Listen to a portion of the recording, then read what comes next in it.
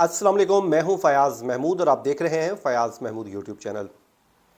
अपने ही शौहर की लाश के साथ लिपट लिपट कर धाड़े मार मार कर रोने वाली टिकटॉकर मैमूना इरम शहजादी अपने ही शौहर की कातिल निकली।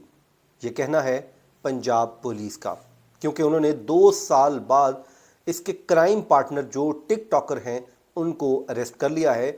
लेकिन इसकी जो गिरफ्तारी की कहानी है वो अपने ही अंदाज में एक फिल्मी तौर पर यूं लगता है जैसे ये कोई फिल्म चल रही हो, जिस तरीके से इनको पुलिस ने धर लिया है।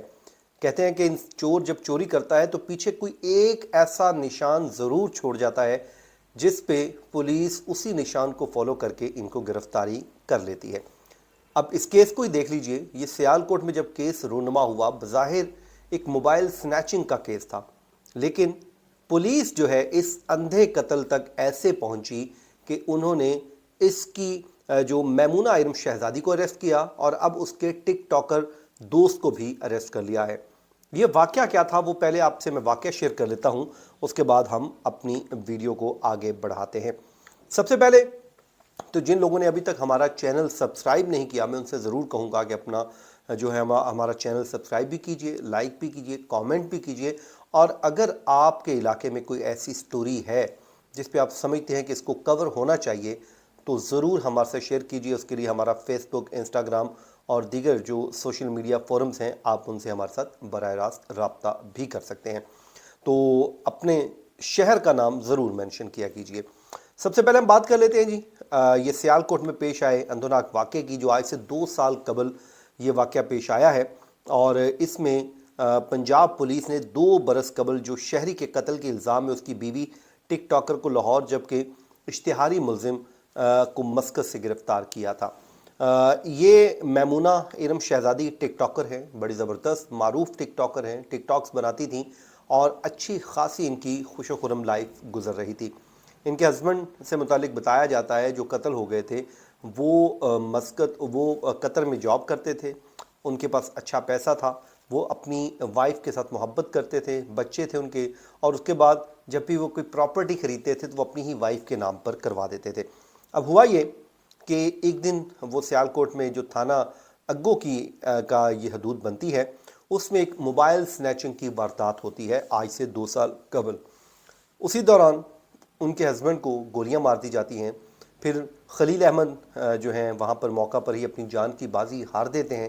फिर उनकी बेगम मैमूना इरम शहजादी और उनके अहले खाना वो वहाँ पर पहुँचते हैं और अपनी जो है प्यारे की लाश को देखकर वहाँ पे चिल्ला चिल्ला कर धाड़े मार मार मार कर रो रहे होते हैं, जैसे आमतौर पर होता है।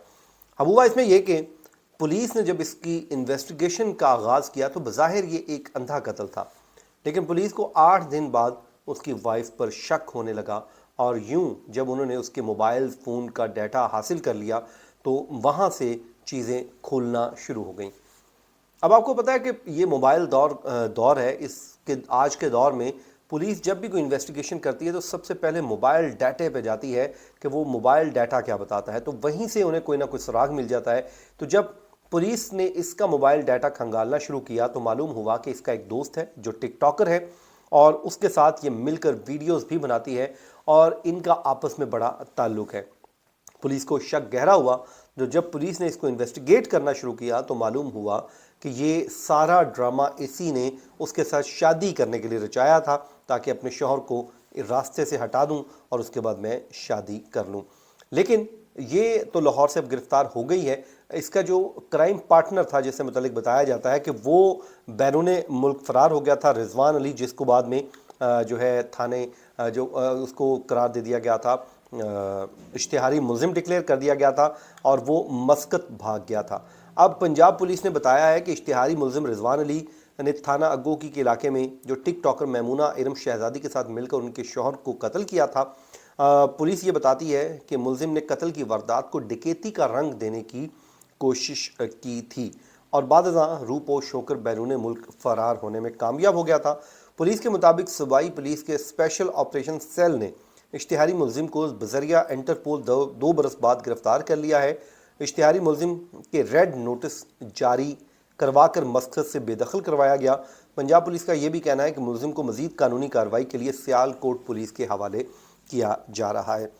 नाज़रीन, जब ये वाक़या रूनुमा हुआ तो उसके बाद आप सोचिए कि टिकटॉक का जो फेम है, ज़ाहिर है टेक्नोलॉजी का दौर है, हम ये नहीं कहते कि इस टेक्नोलॉजी के दौर में हम टेक्नोलॉजी के सामने आंखें बंद कर लें या फिर ये जो प्लेटफॉर्म है इनको बंद कर दिया जाए, लेकिन कोई एक ज़ाब्ता कार भी होना चाहिए।